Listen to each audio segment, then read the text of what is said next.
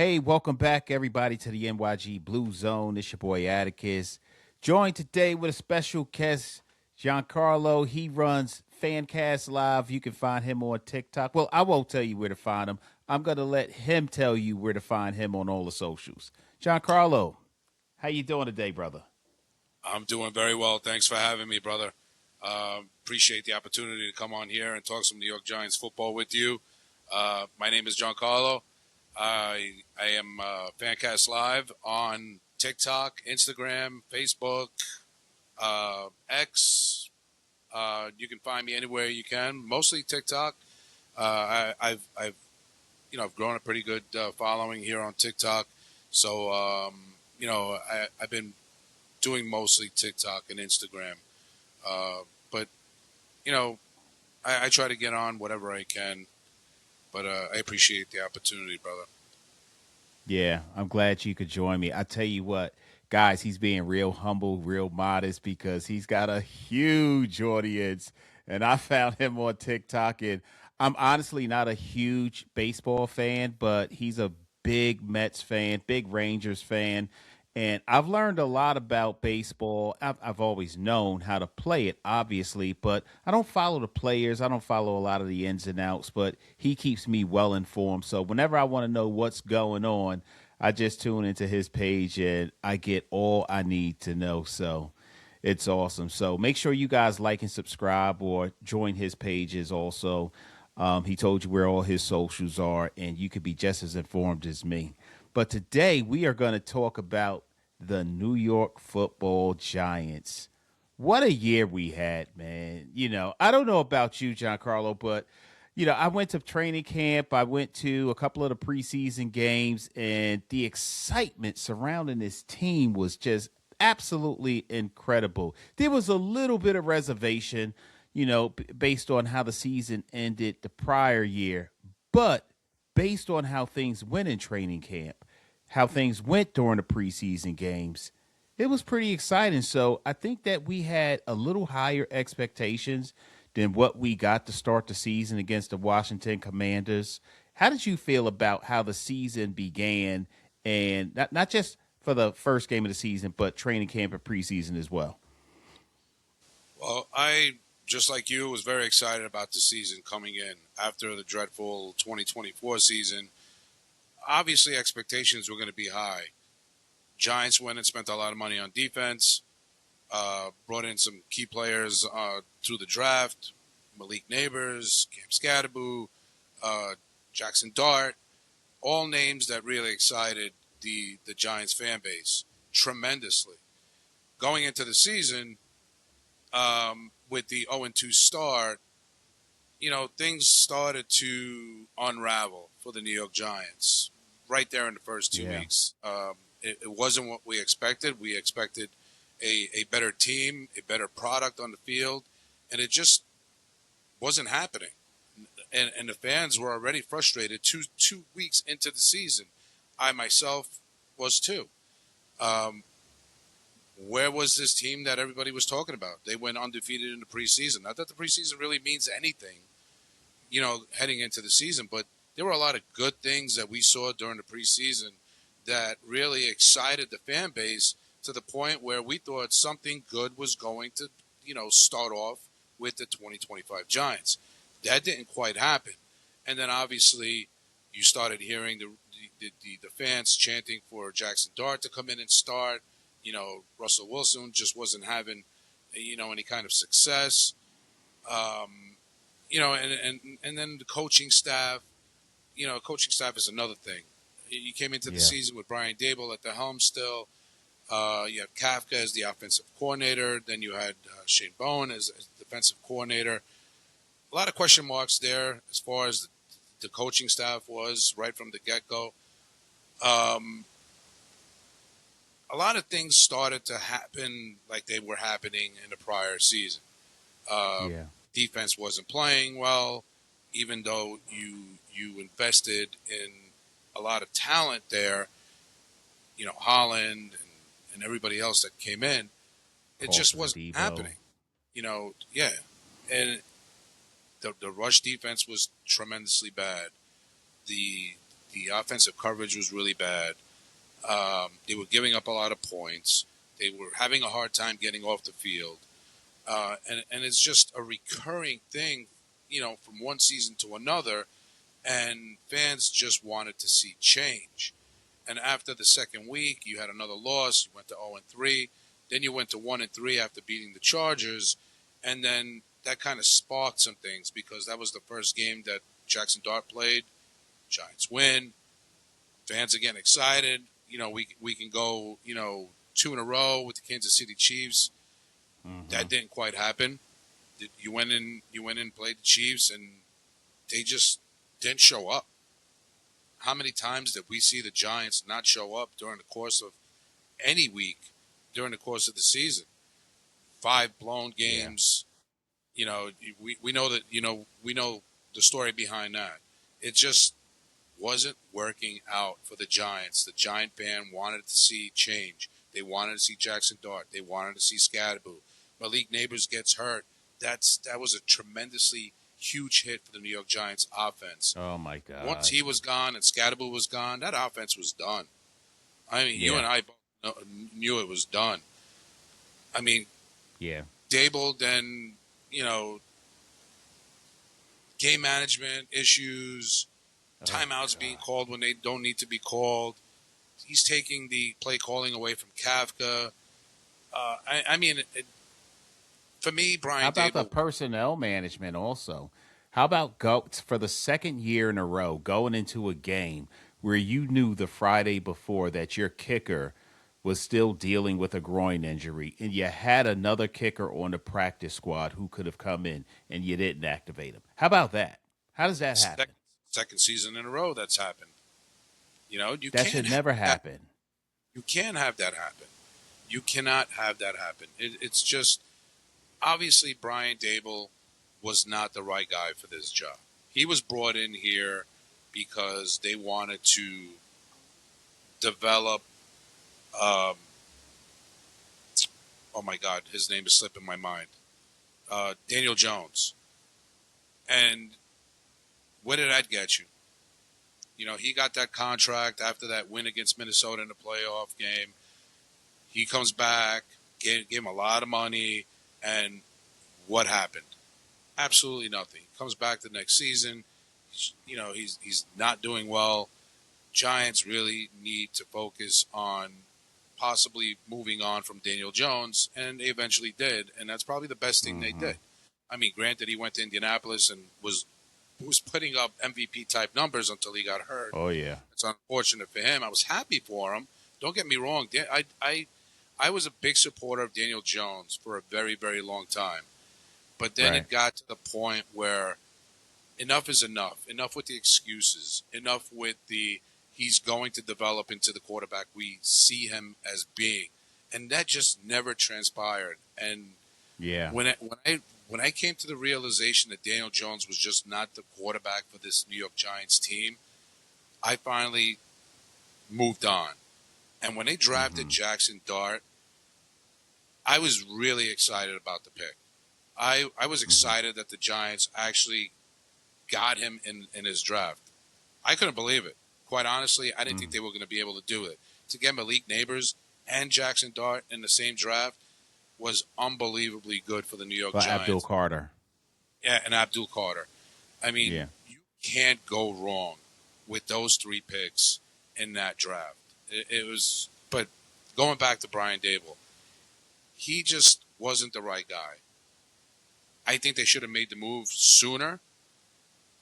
Kafka, I don't think is the guy either, because he's just a replica of Brian Dable, and we saw the same mistakes, same game management, same crap, week in and week out. It just wasn't getting any better. Jackson Dart goes down with the concussion. Giants didn't do well.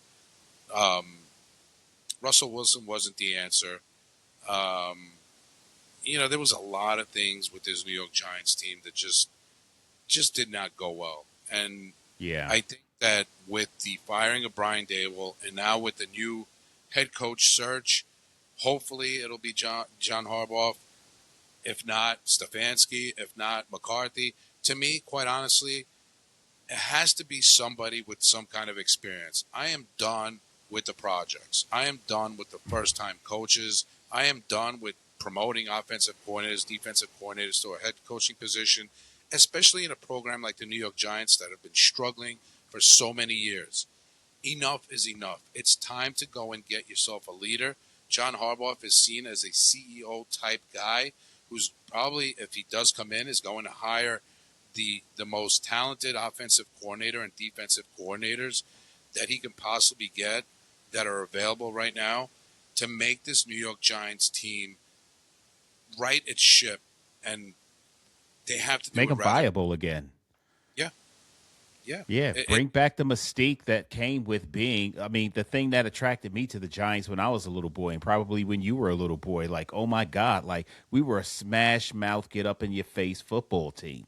We ran the ball down your throat. We came at you with hellacious defense. And then occasionally we had a decent quarterback who knew how to get the ball down the field, particularly when we had a good running game and play action was working to perfection. Get back to that, right? And I appreciate the way you broke down the season because I saw it pretty much the same way. And the thing about it was before free agency hit, before preseason hit, and we got these different pieces on defense through free agency, we spent all this money to improve that. We had an excellent draft after the draft preseason. But before all of that, we had to go through closing out the prior year, which was an abject failure. We won 3 games. We were 3-14. None of us were happy with Joe Shane or Brian Dable, and none of us expected for either one of them to still be in their positions the next year. And we were all, I think, universally surprised when Mara said, we're going to give these guys another go. Wait, what? We're doing what? Have you not seen the recent train wreck of a team we've had? Did you not see us terminating our quarterback, his contract, putting him as a fourth string safety in practice, and then ultimately cutting him and him going to, did we not just live through this together, right? So the way it started to unfold to start this season, we were like, okay, all right. And honestly, I was very happy. And you talked about Daniel Jones, and I talked about him a little bit, but I really thought we did him a tremendous disservice. I liked him a lot too. And I thought that he was asked to do too many things from too many different people, and there was no proper development happening with this guy. There just wasn't any. And Brian Dable showed us that he could not run a team any offense at the same time. He simply was incapable of doing that. So when you put Kafka in charge of running the offense, he actually didn't do a bad job as an offensive coordinator. As a head coach, that is not his cup of tea. He is not ready for that. He might be ready one day, but he showed us he wasn't ready this year. Honestly, I knew we were not going to play well against Washington to start the season. That's just not what we've done lately. So I figured it was going to be what it was. Against Dallas, putting up 37 points, did not expect that. I didn't, particularly coming from Russell Wilson. And I don't know how many people were truly brought in on Russell Wilson coming in. I think we were all okay with Jameis coming in as the backup, but Russell Wilson to start, I don't know how I felt about that one because I knew his better days were behind him. And then the season just continued to unfold the way it did. Didn't expect Jackson to come in against San Diego. I still call them the San Diego Chargers sometimes. Why? But the Chargers, and the kid played well, man. And that's when the Dart Scatterboo era began. Scatterboo started a little bit before him because Tyrone Tracy Jr. went down with that shoulder injury, but those rookies came in and they made it exciting. I mean, you and I both individually on our own shows talked about how this is an exciting to watch bad team, right? I never saw a team that was 2-10 at one point that was like the best thing to watch on Sunday, right? A team that finished the season 4-14 that you're 4-13 that you're already excited about the next season for because these players, these key players who got injured will be back on the field and hopefully with better leadership this time, right? So bring that into where we are now. We're looking for a head coach. Have you ever seen so many viable head coaching candidates available? And I'm not just talking about God. I'm talking about you got your pick of the litter. They got to want you too now, but you got your pick of the litter of high quality, seasoned head coaches where you don't have to look at, let's elevate this guy up from an OC and not know how well he's going to make that transition, or DC and not know. Have you ever seen this many quality candidates? Never have before, but it's so exciting to see that because, quite honestly, there are a lot of teams now looking at these coaches and trying to get in front of everybody else to try to get that interview in. The New York Giants are Right. no different. It is time to select one. Right. You know what? For me, John Harbaugh would be the ideal guy because he's the CEO type. He's going to bring in an offensive coordinator that's going to help guys like Jackson Dart and Malik Neighbors and Cam Scadaboo develop into superstar players. You're going to bring in a defensive coordinator that's going to make Abdul Carter, Thibodeau, and all these guys just become superstars and be the defensive players that we all expected them to be. Should It's Thibodeau get another deal? Speaking of him, I would love to see him get one. me I too. think there's so much more that he needs to prove in order to get that deal. But I think ultimately, when it's all said and done, I think he will. I hope he Yeah. does. I think he's a very talented player. Abdul Carter, after being benched for the first quarter of what, 2 games in a row, I think it was. Yeah. I mean, the last 2 games he played tremendously well. I Oh mean, my God. there's he was lighting the fire on that defense. I I loved what I was seeing, and it Me just too. made Giants fans forget, all the crap that was coming about him. Sleeping in meetings or whatever the case was, looking at his phone. Listen, these are young kids. I mean, they're not full grown adults yet. They're legitimately just right out of college. They're young. They're gonna make Hmm. mistakes. You just got to give them a little room. But you know Right. what? You got to hold them accountable for the mistakes that Right. they make. And I think Abdul Right. Carter has learned. He's taken that, and he's going to remember it, and he's going to know not to make that mistake again. And after what we He saw, finished the year the way you want him to. exactly. You Hmm. there's no other way I wanted him to finish, and I'm so glad that he did. I mean, Yeah. he just brushed that under the rug, went out there, and showed the player that he can be, and that's Right. that's only good for 2026. But I do. Yeah. there's so much to be excited about for the upcoming season. But Sure. first and foremost, it's got to start with the head coach. You got to make a Get the decision on coach. who it's going to be. Is it going to be Harbaugh? You Is it going to be Stefanski? Is it going to be McCarthy? Is it going to who be do you like right now?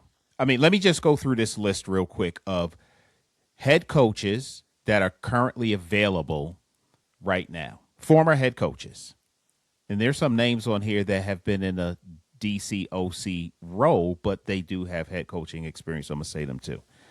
We got Jim Schwartz, John Harbaugh, Antonio Pierce, Raheem Morris, Kevin Stefanski, Mike McDaniels, Mike McCarthy.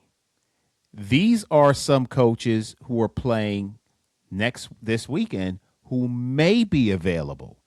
Mike Tomlin, Nick Sirianni, McDermott, McVay, Matt LaFleur, and Cliff Kingsbury. That's a lot.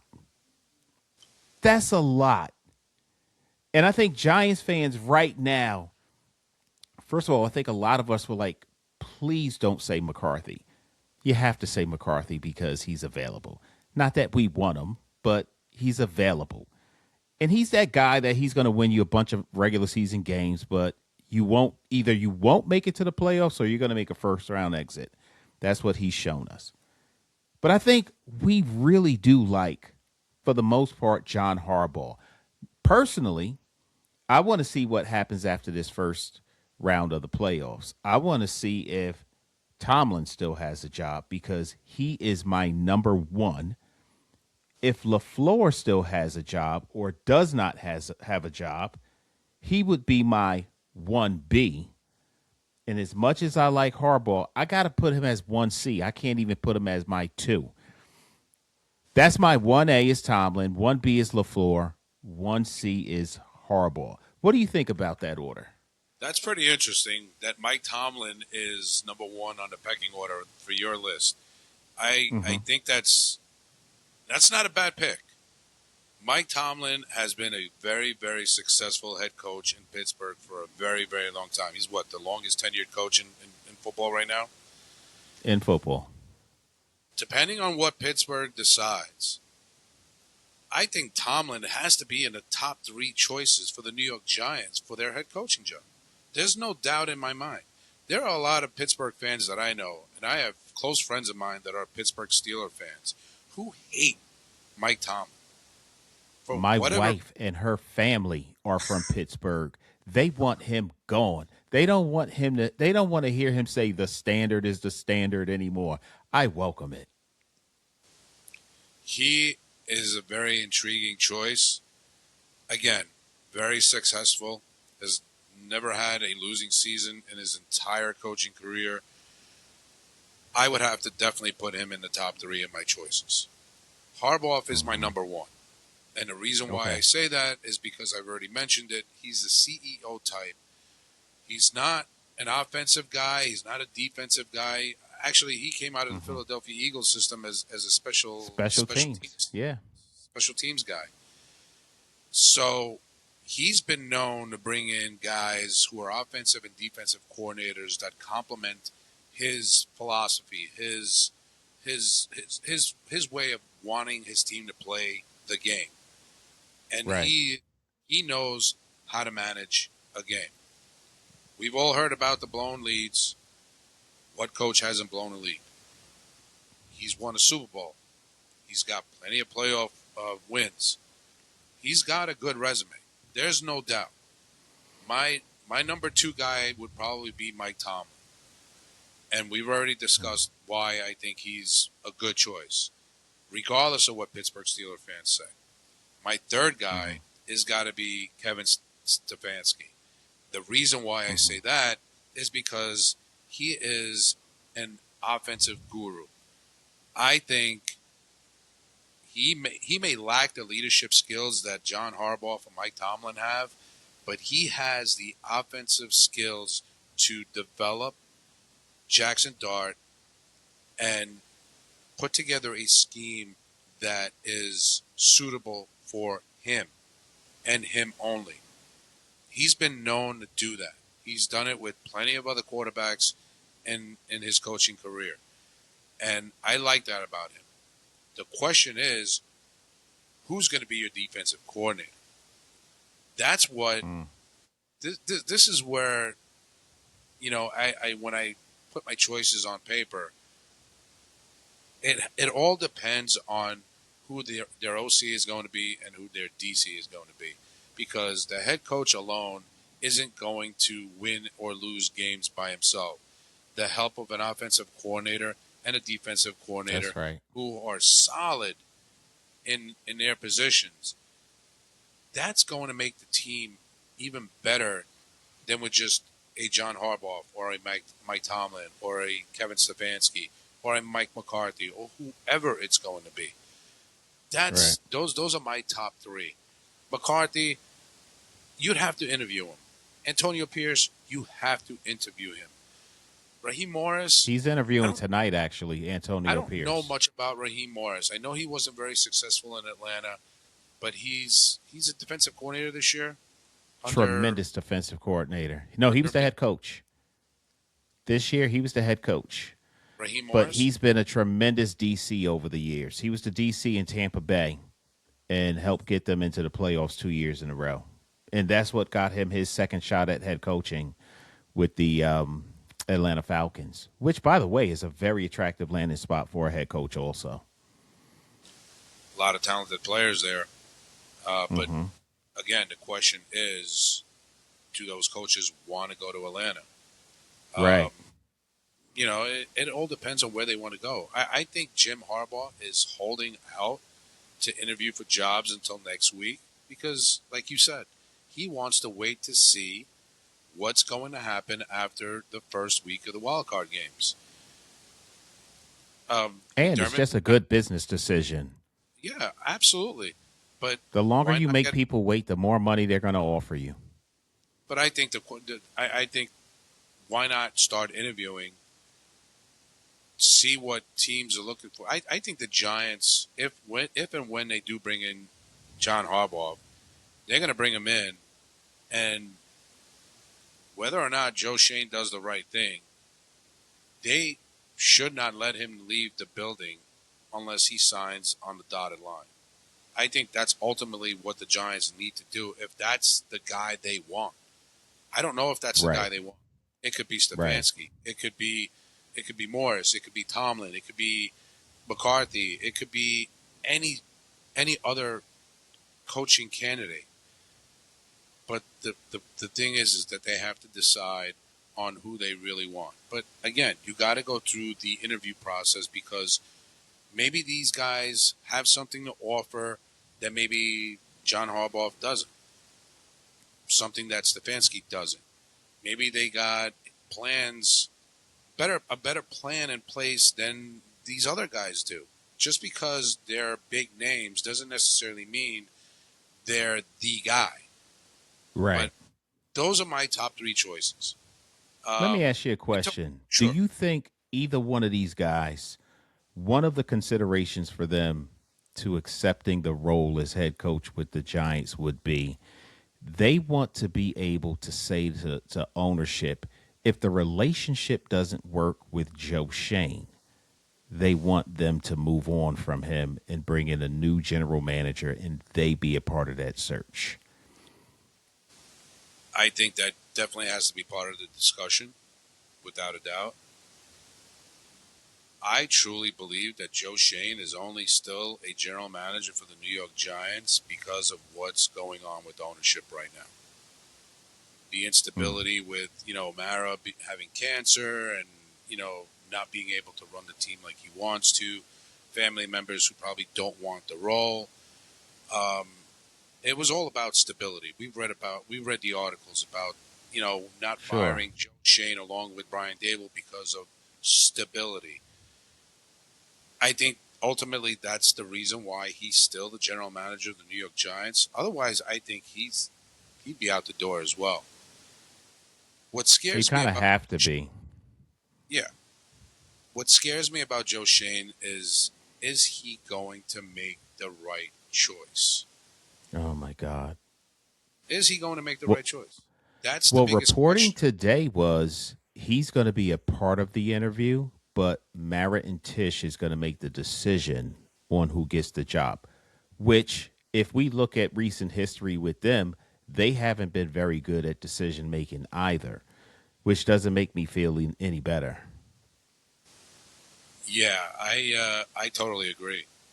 I it's become a clown show, to be quite honest with you. It all starts at the top. It has all started with the top. The moment you fired Tom Coughlin is when Yeah, everything started to go downhill. We've yeah, read the articles, we've heard the news reports. It's just hasn't been the same. I mean, look at the number of head coaches the Giants have had since Coughlin has been gone. Way too many. yeah. It's got to stop. You have to make a choice. Stop with the first time coaches. Stop with the projects. Let's get a mature guy in here who's going to be able to run this team, have a voice in that locker room, and hold players accountable when needed. Right. Brian Dable just was not able to do that. He was too soft. He let a Way lot too of soft. players. He let a lot of Unless you were players a do. referee, he wasn't soft on them. Oh, he did a lot of screaming and yelling on the sidelines. It just, I mean, between me and you, it irritated the crap out of me. The way he Yeah. danced up and down the sideline, like a little kid, screaming and yelling. Be a Throwing professional. clipboards. It was yeah, You know, it grow was the hell rough. up. Be a man. You know, Yeah. show maturity, because if you show maturity, the players will mature. If you act like a clown on the sidelines, the players are going to act like clowns. It all starts at the top. Ownership, the front office, coaching. If Yeah. you if ownership doesn't want to get this right, they'll never get it right. If the general manager makes a mistake once again and hires a head coach that is not suitable for this organization at this very time, you're going to end up paying a price. I mean, look at the New York Jets right now. Right. Aaron Glenn, he was their top choice. My question is not whether or not Aaron Glenn can do the job. The Jets chose to give him a 5-year contract that they can now not get out of. So, with the surplus of head coaching candidates out there, you think that if the Jets gave him maybe a 3-year deal, you don't think they would have fired him already and started hunting for a new head coach? They probably They would would have. have took the loss. But they, Yeah. but they, yeah, a 2-year loss. But they gave him 5 years. Their Mm-hmm. their ownership, Johnson, is a complete moron. If you ask Yeah. me, he just does Yeah. not know how to run an NFL team, and they keep making mistakes. And quite honestly, I've seen a lot of that with the New York Giants the last 10 years. Enough with the clowning around. Let's get serious. Let's put a winning product on the field. It's got to start at the top. If you can't, if you can't get it right, you're never going to get it right. It's just so frustrating as a Giants fan to sit in front of that television week in and week out and watch this team lose. Now, listen, the Giants, after their 2 losses after the bye week, I think it was Washington and who else? I forget who else it was. The As Eagles, maybe. Washington and Minnesota. Oh, Minnesota. That's right. Mm-hmm. After those 2 games, the Giants were in a great position for the number 1 pick in the draft. And what do? They go and win the last 2 weeks of the season. You know how much that hurt the organization? How far back it set them by now having the 5th pick overall instead of that 1st overall, where you can dangle it to teams who want a quarterback? The Jets. The Las you can name all. Vegas, Oh my goodness, there are so many teams right now. The Cardinals. Cleveland. Yeah. You name it. There are so many teams that you could have dangled that pick. Someone was going to bite. Maybe you don't get the haul that Carolina got from or Chicago. Carolina got from Chicago. You never know. But they hurt themselves by winning those 2 last games, and the Giants do this every season. The Giant fan was so excited when they were at the top of that draft order. You wanted them to see them lose. I wasn't rooting for them to lose, but in a way, I'm like, they're going to lose. They're going to lose. They're going to have that 1st overall pick, and they're going to probably trade down, and they're going to get some more draft capital. And what do? They go and win.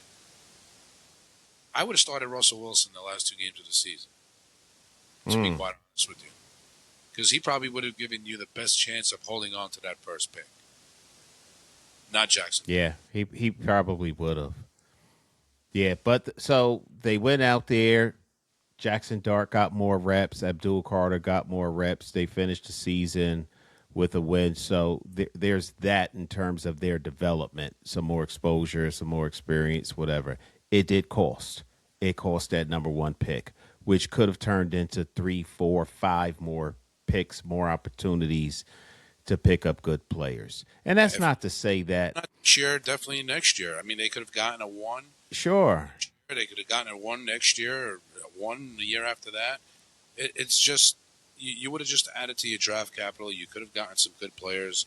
Now that all depends on where they would have been picking in the next couple of seasons. But again, that's where you want to build this team. You want to build this where team. you pick and who you pick, because Absent the most recent two drafts, Joe Shane did not pick well. He did good this year. He did good last year. He picked some pieces that are going to be giants, and we've got low money that we're spending on this roster with some players that are giving us quality production, right? But just because you have a high pick doesn't mean you're going to get it right. We've got too many examples of Evan Neals and trading up to get Jalen Hyatt's and different players who just didn't pan out, who we all thought were going to do much better than they did. But we are where we are at this point, right? And I like your order of coaches. I do. Listen, I wish it wasn't a possibility that Tomlin or LaFleur could be out of a job next week, because I'd be like, you get John Harbaugh in there tonight. And, go through the process you need to, because you got the Rooney Rule and other things that say you got to hire or interview a certain number of coaches. Do that, but you make sure he's aware, the same way you did with Joe Judge foolishly. You're our guy, right? We got you. I'm there too, absent the possibility of these other two guys. And I hate to say that, because I sound like I'm diminishing the value and the quality of what John Harbaugh is. And I am not trying to do that, because I like him. I like that CEO feeling that he has, right? But I also think about, what are my reasons for leaning more in the direction of a Tomlin or a LaFleur than I am for a Harbaugh? What is it? Why am I not thinking about Stefanski the same way I'm thinking about them? And I'll tell you why. Stefanski, I think, is a leaner version of Brian Dable with better temperament on the sideline. He won Coach of the Year 2 times, but he's done that while having a tremendous defense that's very well coached. But absent those 2 years, he's had a sub 500 record. That's not to say he's going to repeat that in New York, because I think he's got better pieces as a team, not just on defense, if he came to New York. But he hasn't shown me as much on his resume as John Harbaugh. John Harbaugh's had many winning seasons, but he's also had a freak at the quarterback position who won the league MVP 2 years, who's put up gaudy numbers, who's just as much of a threat running the ball as he is passing the ball, who's probably got one of the highest quarterback IQs in the league. He's had good pieces on offense. King Henry, he's had Mark Andrews, he's had receivers who catches the ball. And they get to the playoffs and they fizzle out too. That's not to say that a change of scenery won't work for him. It did for Andy Reid. But I'm just talking about the resume. And then you look at the resume that Tomlin's had. Tomlin's had Trubisky. He's had Mason Rudolph. He's had Kenny Pickett. Kenny Pickett, the glove. He's had Russell Wilson, who we like, but let's face it, his better days are in the rearview mirror. Justin Fields, and still produced a winning season every year. Absent Ben Roethlisberger, what notable quarterback have they had? Yet, they have still found a way to either make the playoffs or have a winning season with, and I'm going to say, refurbished products. They've been able to do that. I don't know anybody who's been able to do more with less than him. That's why I like him. And Matt LaFleur, all he does is win in Green Bay. All he does is bring, you know what it is with Matt LaFleur? His staff that he selected is able to develop players and to make sure that they stay on the right trajectory. How many players have you seen go to Green Bay and regress, go in the opposite direction? They've all elevated their play. I like that. That's what we're lacking in New York. We've seen good players who have started off their season way up here and gone in the opposite direction. And when you got the whole classroom failing, maybe it's the teacher. Maybe it's not the play. You can't tell me all these players who were this good and now they're playing like crap. That's a coincidence. That is all the players. I think there's more to it than that, man. I think that if you got the right guy in place who brings the right people, and you talked about that earlier. They're going to bring their guys, new eyes, new guys, right? They're going to bring their people who they feel confident that's going to help them to build the framework of this organization to put themselves in position to win some games. And they're not going to probably not do what Ben Johnson did with the Chicago Bears or Liam Cohen did in Jacksonville and be 14-3 next year, but they're going to be improved. They're going to be better. And that's what I think about that. Yeah, I absolutely agree with you. The head coach has got to surround himself with solid coordinators and coaches that are going to develop players and, hold players accountable. Table didn't do it. Yes. Kafka sort of did it, with Abdul Carter. I mean, is Abdul Carter the only guy on his team that was really not doing his thing? I'm sure there were Did other you hear players. Malik Neighbors' interview? No, I didn't see that. Malik Neighbors said Brian Dable let him do whatever he wanted to do. Oh that. But that's the kind of guy Brian Dable is, and I we know. we can talk about this all day. He just was not the guy who was holding players accountable. He just wasn't getting that done. He thought that Yeah. players were just going to come in and do whatever the hell they wanted, and they were going to go out and play ball. That quite didn't necessarily work out, did it? Because now you're out of a Yeah. job. They're looking for your replacement. Your defensive coordinator is gone because he was a freaking joke. Kafka is He probably going was to be gone terrible. because it's very unlikely that Kafka comes back and leads his team after his Right. 2-win, you know, 5-6 weeks of football that he coached. Um, Again, like you said, got to surround yourself with solid people, solid coaches who are going to lead a bunch of kids out on the field and play the hardest that they could possibly, put everything out that they possibly can out on that field. If you Right. don't surround yourself with that kind of coaching staff, you're not going to get the talent out of these players that they're supposed to be. Your Abdul Carter's, your Right. Malik Neighbors, your Cam Scadaboos, your Jackson Darts. You're never going to get what you want to get out of them unless you have the right coaches in place. And we can keep repeating that over and over again, but again, we need to see it. It Yeah. enough talking about it. It's time to see it out on the field. It's time for Right. ownership, the front office, to do the right thing and put people in place that are going to run this organization how it's supposed to be run, how we used to see this organization being run. Tom Coughlin, Bill Parcells. You know, Look at players like Lawrence Taylor, the greatest linebacker ever lived in my playbook. That's I right. loved watching him play. You have no idea. I would get in front of that TV on Sunday just to watch LT play. He was a Mm-hmm. tremendous force, and that's what the Mm-hmm. Giants lack right now. We can get that out of Abdul Carter. We can get that out of Kayvon Thibodeau. We can get that out of whoever the Giants bring in next. I mean, Burns was a tremendous force on defense, but who else played with that same fire on his team Right. until the final 2 games of the week when Abdul Carter Right. did it? No one. The rushing defense was horrendous, worse in the league. Passing defense was not worst, but down there at the bottom of the league. Can't have that. Your Yeah. defensive line didn't play at the level that we saw them play in seasons past. Dexter Lawrence, I don't know what happened. Double teams, whatever the case may be. He had a tough season, and I feel bad for him because he's a tremendous talent on that defensive line.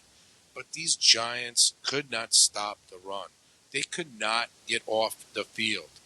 They never gave the offense enough time to regain their breath because before you knew it, it was they were, the defense was back on the field. They were 4 and out. Yeah. It's just it all again. We can keep talking about this all day. starts at the top. It's Yeah, time to really get this right. Get it right for once. I agree. Well, to I guess we should get ready to wrap up, but I do want to say last year during a free agency period prior to Russell Wilson being signed, there was a tremendous push to bring Matthew Stafford in as our quarterback. And the Giants were pretty close. Ultimately, they did not do it. And Matthew Stafford, as frustrated as he was and wanted to leave, he decided to stay in Los Angeles.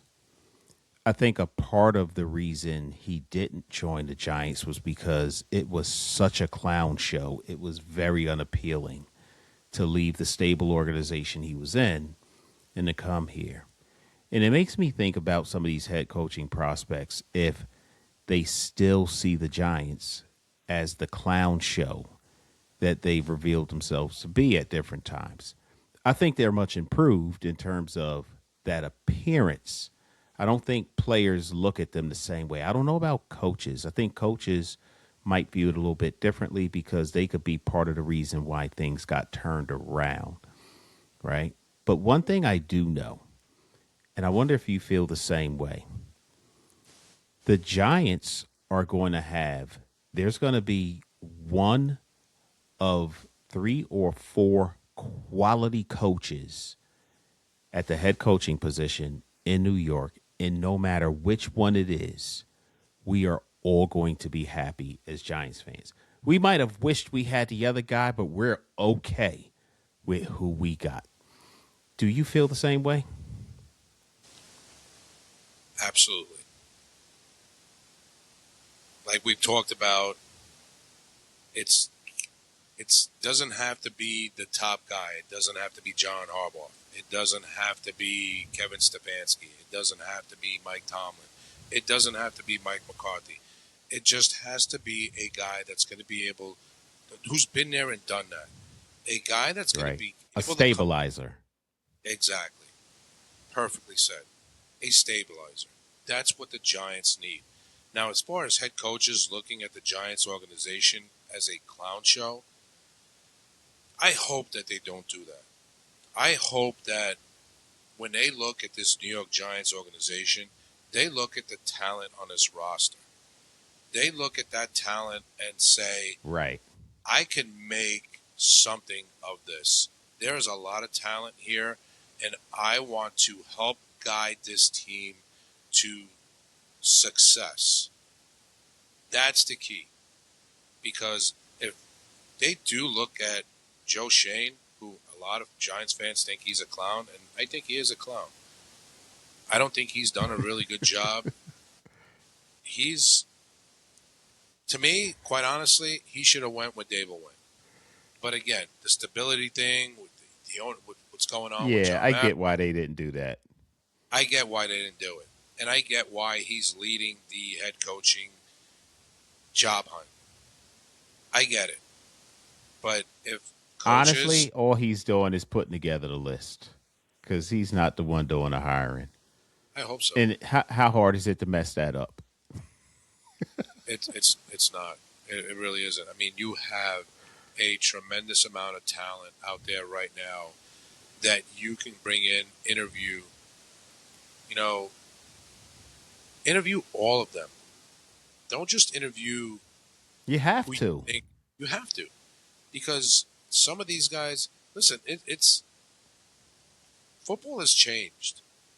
Football is not what it used to be. Football, in a way, has changed, and coaches' mindsets, coaches' schemes have all changed. We've seen it. Yep. It's not so much a run league anymore. It's a pass league. We've all Yep. seen it. The West Coast offense, you name it. It's all about looking at the talent on a roster and saying, I can make something good happen here. That's what I want a head coach to see. I don't want the head coach to look at the general manager and say, oh, this guy's a clown. I don't want to work here. But, Yeah. like you said earlier, if the head coach is given some kind of power to where he gets to choose players that he wants to come in here, that he wants the general manager to pursue in free agency or the draft or whatever the case is, I think he should be given that power.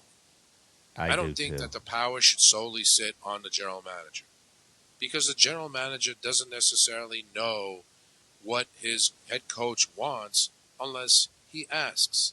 If he goes out and drafts players just for the sake of drafting them because, oh, well, it's a position of need. Yeah, I get that. It's a position of need, but maybe we could have gotten player A instead of player B because he probably would have been better suited for our schemes and our offense or our defense or whatever the case may be. I think the head coach should be given some kind of power to decide what players he wants. I think every coach should have that power. You know, some coaches do in this league. There are coaches out there that do have that power. And they've been successful.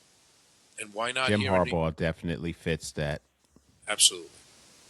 Yeah. All right, we'll leave it there. Listen, Giancarlo, thank you for joining me on the show tonight. It's been great getting your perspective. We seem to agree on a lot of different things, so it was awesome. Perhaps we could do this again sometime. I'd really like that. Absolutely. And you want to tell everybody where they can find you again? Absolutely. So you can find me at FanCastLive. You can find me on TikTok, Instagram, X, Facebook, YouTube. You can find me on all the social media platforms. Mostly TikTok is where I do most of my videos. So check me out. I talk Mets, Giants, and Rangers mostly. I'll slip in some other teams in there, Yankees, sometimes the Jets, whenever I need to talk about the Jets. But, yeah, catch me on there. Check out the content. All right. Yeah. I want to and thank you guys for joining us again tonight. Absolutely, man. It was great having you. Don't forget to like, subscribe, hit that notification bell, and you can find us everywhere.